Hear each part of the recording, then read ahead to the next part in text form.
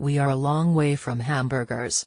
In a bout of blistering invective rare even for cantankerous North Korea, Supreme Leader Kim Jong-un has taken personal aim at Donald Trump, vowing to surely and definitely tame the mentally deranged U.S. dotard with fire, in response to the U.S. president's threat during his inaugural speech at the UN General Assembly on Tuesday to totally destroy the Hermit Kingdom if it did not halt its weapons program. A dotard is a mentally frail old person.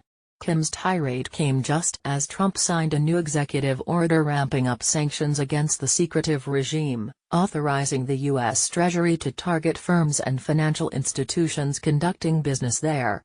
It also spotlights sharply deteriorating relations with the Stalinist state in stark contrast to Trump's offer during his campaign to meet the 33-year-old Kim for a hamburger and to cut a good deal over halting his weapons program. But confronted with Pyongyang's escalating missile and nuclear tests, it has tested 22 missiles and its sixth nuclear bomb this year alone. Trump has resorted to the Obama administration's tactics of attempting to isolate the regime through U.N.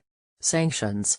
The former reality TV star has, however, added some trademark bluster, personally mocking Kim as Rocket Man both on Twitter and before world leaders at the UN. Rocket Man is on a suicide mission, Trump told the General Assembly. The disrespectful tenor has clearly irked the young despot, who replied with a 500-word diatribe on state media KCNA.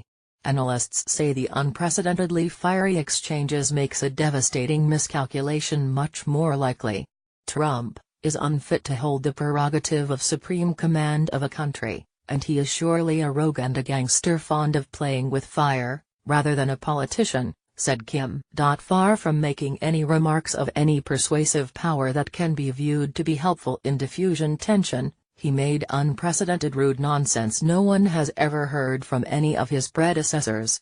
Advertising reinvented by Teeds. Advertising reinvented by Teeds. That is certainly true, and Kim has made the most of the opportunity to ratchet up provocations in turn, firing 2 missiles over Japan in the last month, where missile alert drills are now part of local preparedness training. North Korea's last missile, on September 15, flew 2,300 miles, so 200 miles further than the U.S. Pacific territory of Guam, which is 2,100 miles from Pyongyang. Trump's totally destroy statement is such an extraordinary gift to North Korea, says Daniel Pinkston, an East Asia expert at Troy University in South Korea. They will just use this stuff to justify what they are doing both internally and externally. According to North Korean Foreign Minister Ri Yong-ho, that might include a hydrogen bomb test in the Pacific Ocean, similar to 120 kiloton device the regime detonated underground Sept. 3. It could be the most powerful detonation of an H-bomb in the Pacific, said Ri, according to South Korean news agency Yonhap. We have no idea about what actions could be taken as it will be ordered by leader Kim Jong-un. Attempting to diffuse tensions was South Korean President Moon Jae-in, who on Thursday gave a measured speech at the General Assembly, saying, "We do not desire the collapse of North Korea. We will not seek reunification by absorption or artificial means," Moon added. If North Korea makes a decision even now to stand on the right side of history, we are ready to assist North Korea together with the international community.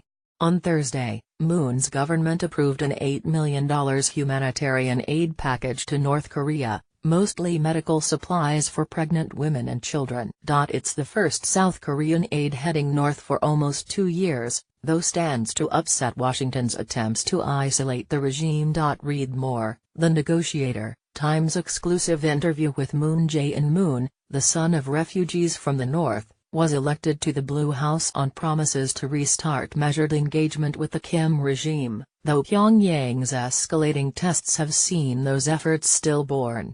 Moon is walking an ever-fraying tightrope between appearing supportive of Trump while trying to dial back his most volcanic utterances.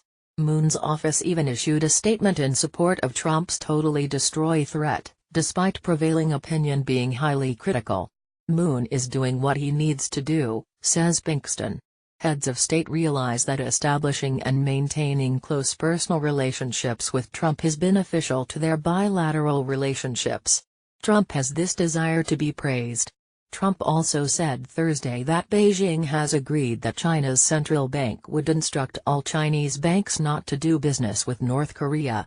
There was no official confirmation from China at time of publishing, though Reuters cites multiple sources corroborating its veracity. If confirmed, it would be a major step in cutting off the fora.